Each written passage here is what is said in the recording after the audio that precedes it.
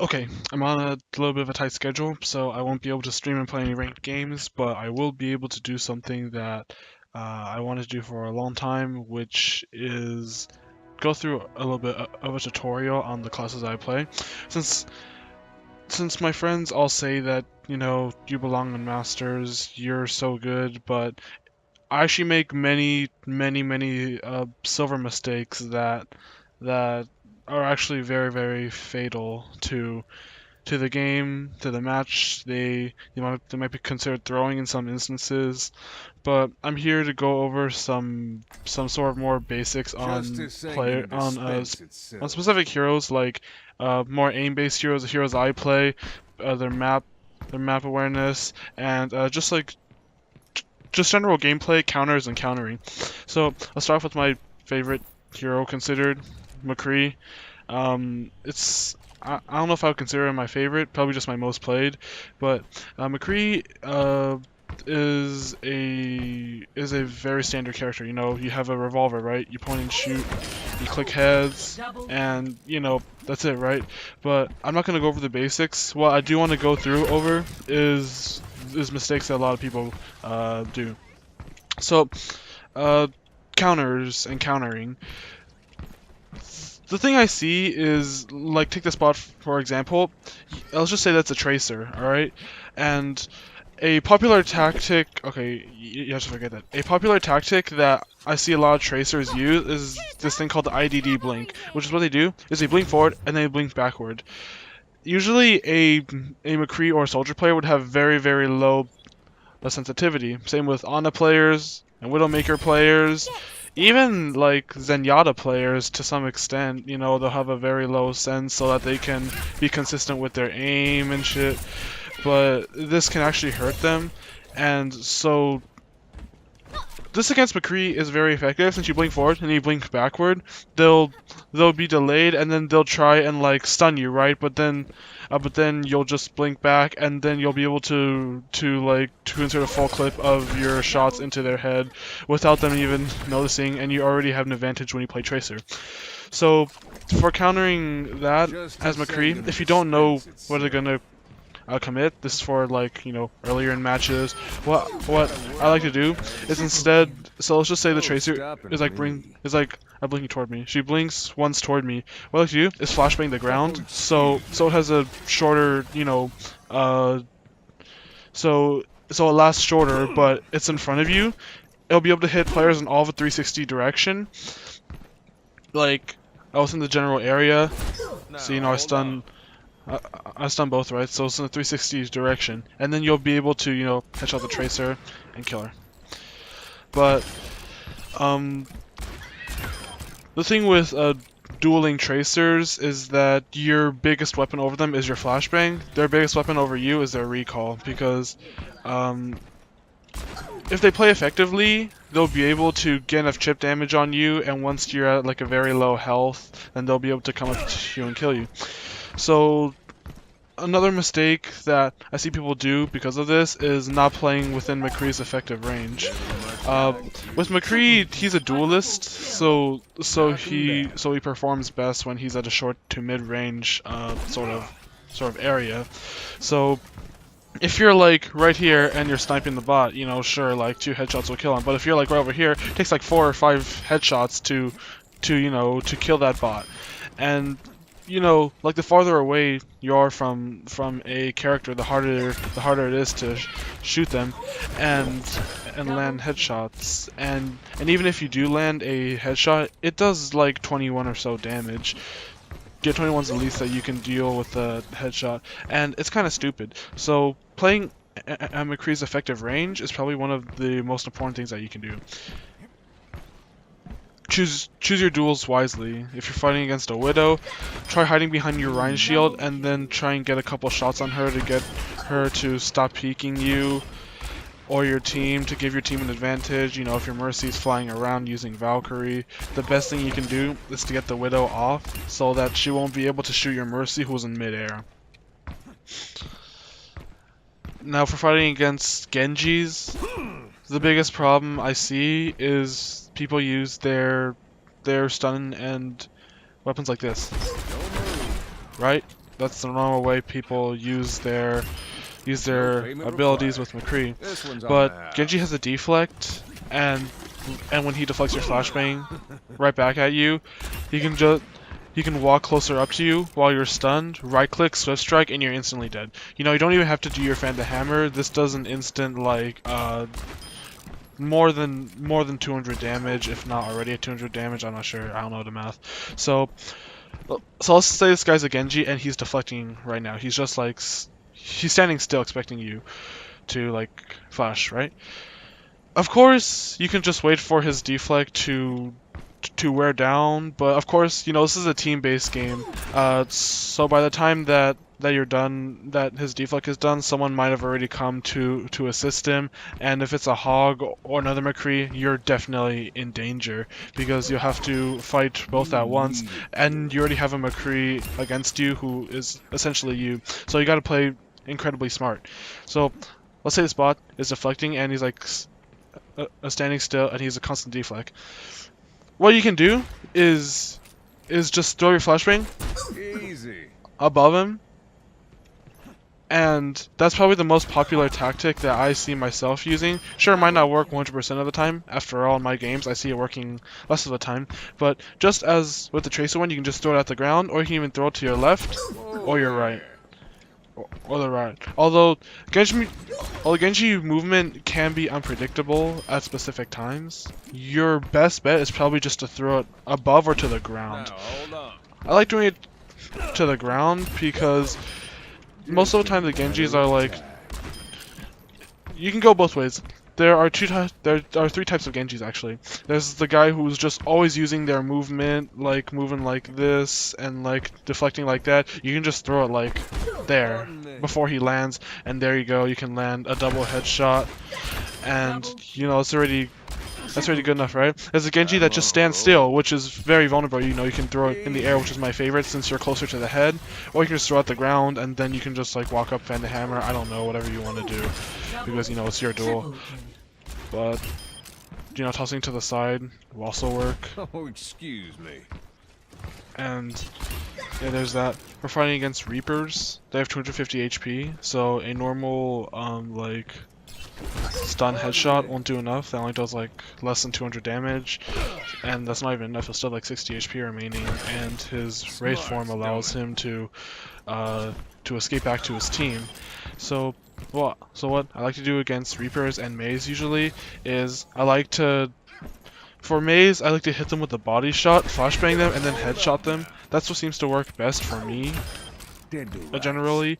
But for Maze, what I like to do is generally to do a double body shot, since she has a considerably bigger hitbox. Flashbanger, and then another headshot or body shotter. I like to do a headshot since, you know, a satisfying sound. For Reaper, what I like to do is just body shot, flashbang, headshot. That's already enough. If you can, quick melee attack. And just keep in mind how much damage the Reaper has done to you, since he can heal 20% of the damage that he deals. So just be aware of that. If you don't have your flashbang and you're against either of the two, try and gain a distance advantage, because McCree can work at medium range too. Mei can use her right click, sure, for sniping, but it's a projectile. You'll be able to counter easily. An easy way to do it is to do some unpredictable movement, like crouch spamming, ADD spamming, even some WS spamming, which is what I like to do. But if you're up against Mei and you know the charge up time, you can use your roll to move to the left or right to you know, avoid that one icicle, and then while she's charging up for another one, then you can just throw your flashbang. Let's see. So with McCree, you're kind of like playing Ana, except you're playing more like offensively, right? So let's just say you're playing against a Hog. 600 HP, the ability to heal 300 HP, and at that time take 50% less damage. What I like to do is, I see a lot of Hogs, they just go with the simple, you know, like one-shot combo, right? It's like like that, right? That's what I see a lot of hogs do, but you can actually abuse that to your finest.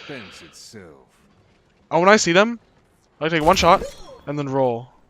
Sure, like, if you're moving in the same direction, they'll be able to know which way you're gonna roll and just do that. So what I like to do is if I'm moving this way, and the hog is around the corner, headshot, roll to the right, and then you'll be able to re-peek again. Now obviously, in Overwatch you know it's a team-based game, you shouldn't be out, like, always dueling on your own, but this will help if the hog is away from their team and just not spamming shields, or just, you know, going for a stupid flank, I don't know. One or the other. So after that,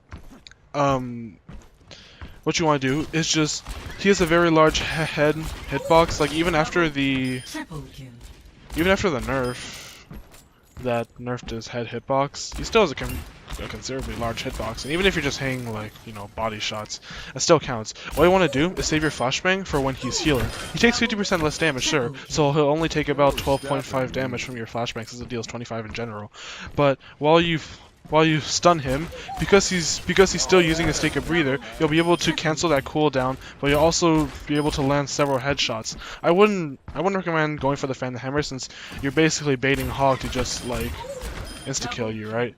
What you want to do is just go for simple headshots like that, and then that'll be your key to winning against me. Now, aim practice routine.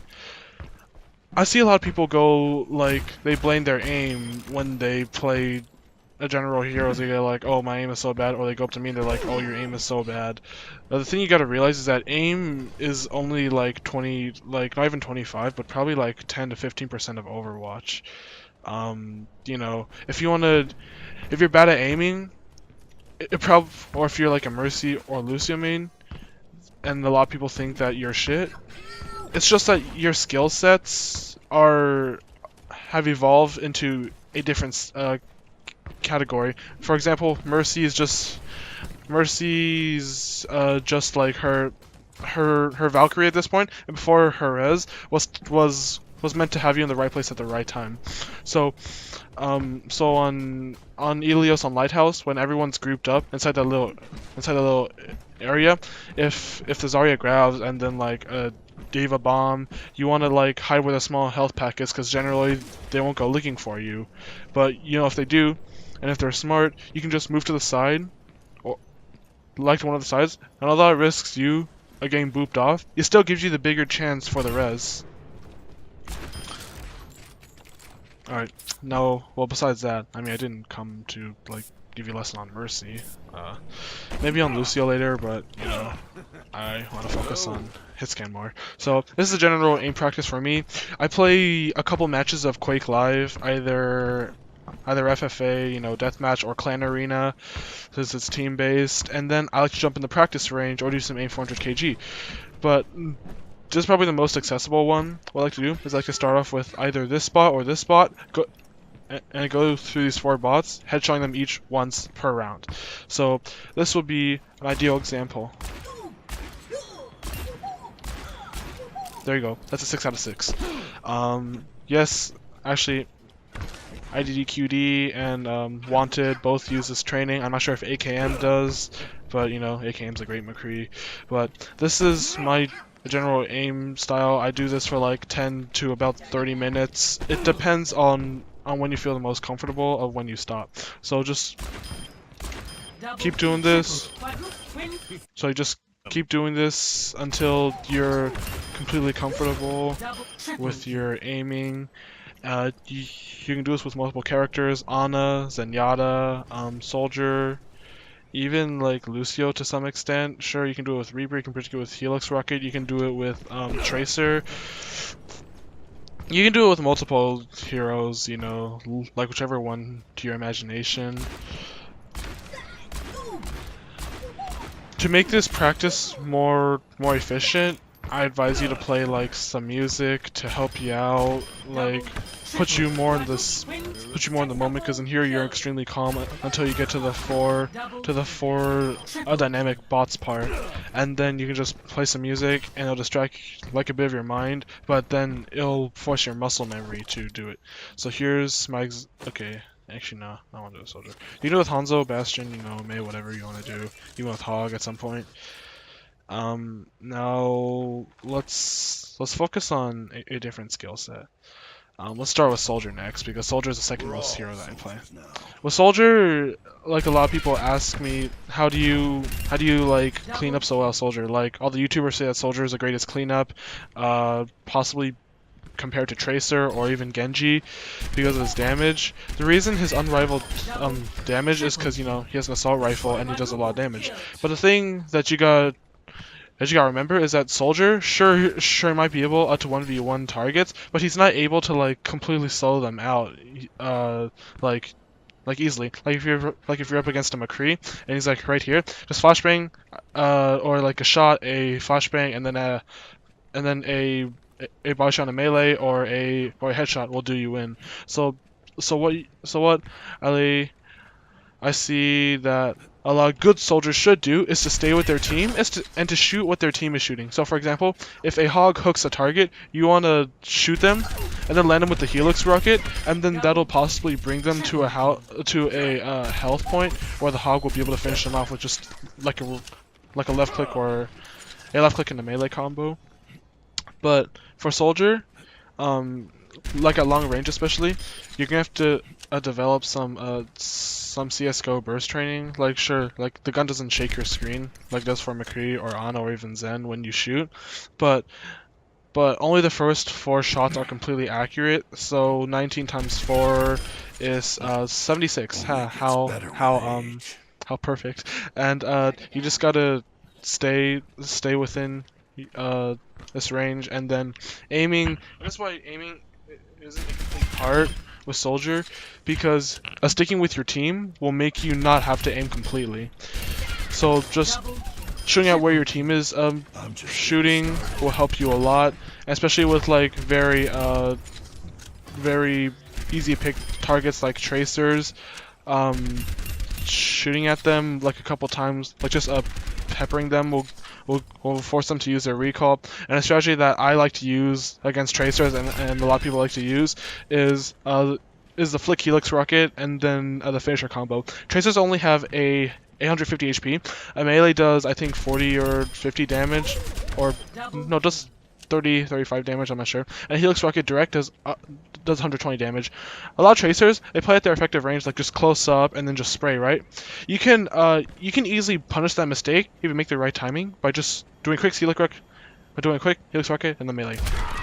See, look, this boss 250 HP. Sorry, 200 HP. I do a direct hit and then I do a shot. And look, it only has 10 to 20 HP remaining, or 15 HP.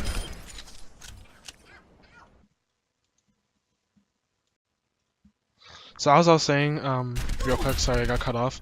A 4-round burst should generally do it. Like as I said, it does 76 damage, and with your helix rocket does 120. So oftentimes you just combine it together, and that's your dueling kit. Sure, you're like, it might not be as much burst damage as McCree or Hog, but it's still burst damage nonetheless, right? Oh shit. Might be. Even in practice range. Alright, so next one that I play a lot is Zarya. With Zarya, I'm gonna demonstrate it in a quick live video that I do, because the lightning gun is very influential on this topic and this weapon. So I'll cover that next. As for Ana, same Widow as the rail gun, so I'll do that next.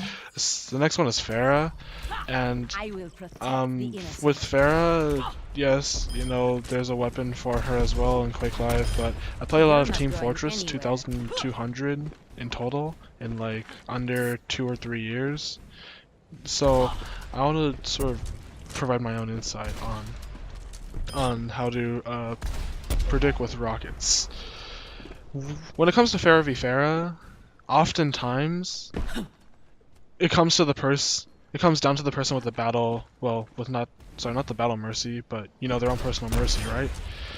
But not even mercies can completely out heal the burst damage that the Pharahs do halfway along the way.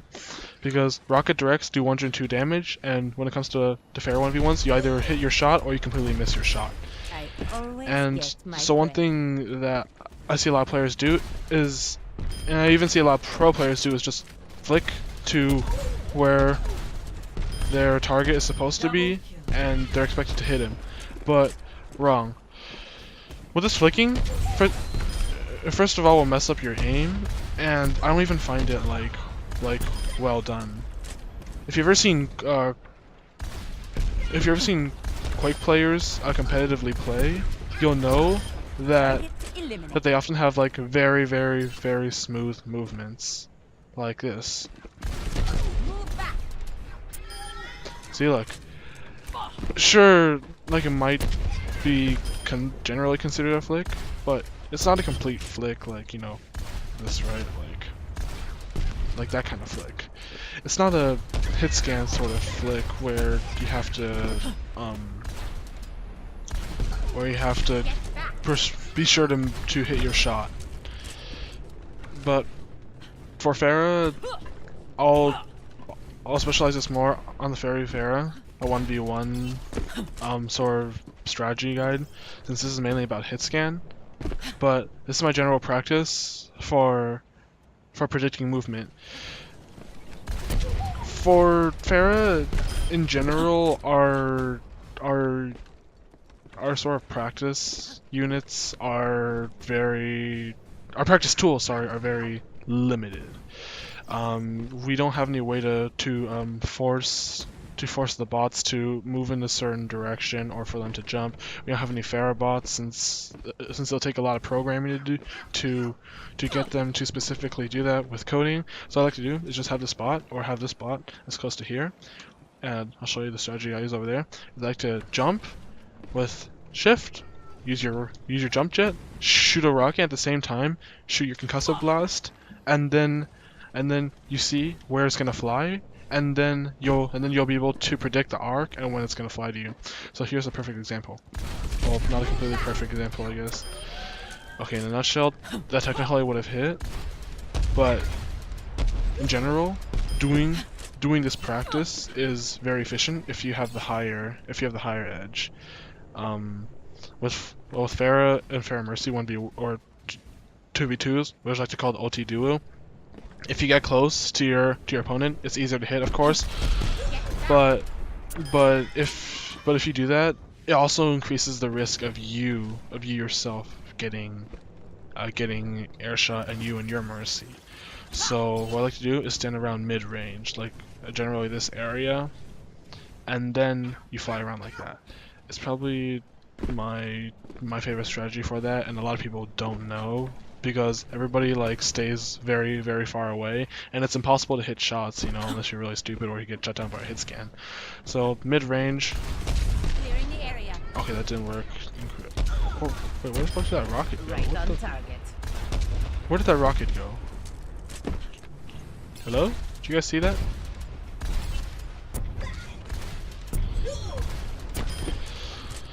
So I'll explain this more in my Quake Live video. But what I want to focus on is McCree and Soldier. So practicing McCree, Soldier. Shit, I'm like whiffing shots. Jeez. So consistently practicing is your best weapon. I'm gonna go over like general tips. Consistently practicing your hero is probably the best thing you can do. You're not gonna, and as well the fact that you should occasionally jump to FFA and Overwatch and do that. The thing is, I see a lot of players spend all their time in the practice range and never play against real players. What Ilestuck said once is you're never gonna get stronger just by lifting like only 10-pound weights, right? You gotta use that, you know, if you only lift 10-pound weights, you'll get very good at it, but you'll be good at nothing else. In Rocket Jump Ninja, Zai said, let's just say that you are constantly just like take this forklift for example. You learn how to fix this forklift, and you only do that. You're gonna be amazing at fixing that forklift. Just imagine what you'd be able to do if you can learn something else from this. You might even you might be able to come down and actually improve it. Not just be able to constantly fix it, but if you learn new things, you can learn to improve it. I'm not saying that you should like always start off in FFA or like quick play or something, but like warming up and practicing are two different things. For warm-up, I like to play Quake Live since it's a good environment, and in Overwatch, and Quake Live is more challenging and fast-paced, so in Overwatch, it's just, you know, it seems very, very slow. It also applies for CSGO, Deathmatch. It's also very fast-paced, but it's like nothing compared to normal competitive matches, since, you know, nobody has infinite respawns, right? You have a limited amount of lives, a couple shots kill you, and you gotta, you know, take care of your HP. So, a couple myths that I want to debunk. A lot of my friends say that what they like to do is to go into practice range, and sorry, not to practice range, but in a custom game and just constantly shoot Anabots, because, well, like any bots at this point, so you can just disable their weapon or their headshot ability.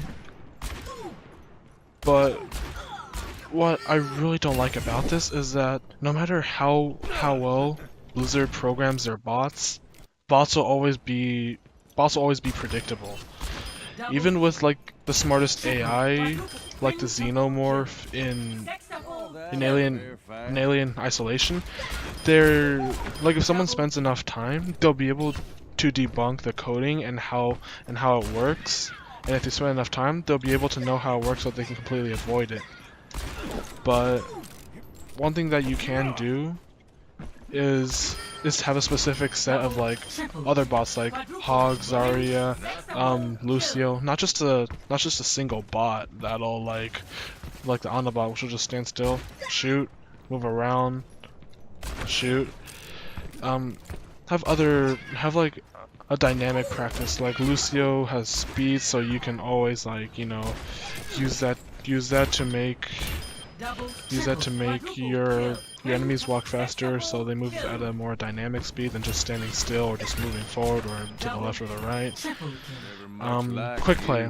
My friend Lane does that. He goes, oh, okay, let me warm up by going into a game of quick play. Like, a game of quick play, yeah, you got a game of quick play. It lasts like at a maximum 10 minutes. Like you're gonna do everything within that 10 minutes. You're gonna warm up your aim, your game sense. You're gonna warm up your projectile tracking. You're gonna warm up your high ground aiming, your game sense. I say game sense, yeah. Your team. You're gonna do that with a team that probably won't take quick play seriously. No, like.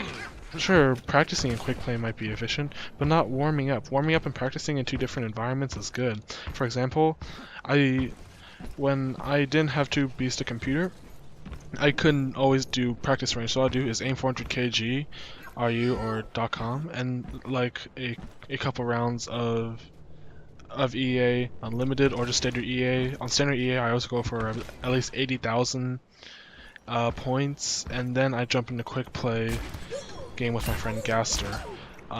That's what I did, and it worked for me. Like, personally, it worked for me since I got used to it. You know, I was very consistent, but that didn't help me, like,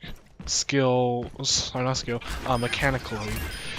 The only way you can get better at something is to keep doing it. If you, so like IOStuck said, you're not gonna get stronger by lifting only 10-pound weights. if you lifted 10-pound weights at one point and you keep going 5 pounds per like next time you lift, you'll be able to get incredibly strong. And that's the same thing with this. Don't just do the same thing over and over again. It's not always going to improve you. And that's why a deathmatch is so good. People at different skill levels will come. They'll all have the same intent, which is just to frag you, and you can use that against them by fragging them back. Osu is a good choice. A lot of people use it, like Effect. He plays Osu, or Osu, you know, whatever you like to call it. I personally don't play it. I don't like it too much since it's like outside of my interest. I like to practice in game. To some extent, it will help. Osu is a warm up for Effect. Because I see a lot of people say that, you know, oh, Effect, you spend so much time warming up. You spend like an entire 2 hours warming up. Like, how do you have the patience for this, or how do you have the need or intent to do this? Like, Effect warms up by playing like a couple songs of Osu, and then he plays practice range and then deathmatch, or maybe it's just deathmatch. But that's what he does to be consistent. He has a consistent practice range. For like, you know, for every morning he wakes up, he does that, and that helps. But if all you do is just like one thing at a time, if all you do is warm up, sure, that might help you, but that's not gonna get you past your skill set. It's not gonna help to introduce you to anything new. If you want to get better at something, then you gotta practice as close to it as possible. This has been Ink, and I hope to see you later. Thank you so much for watching. I'll release out the Quake Live video soon, but until then, peace, have a kick-ass day, and remember to stay awesome. Peace!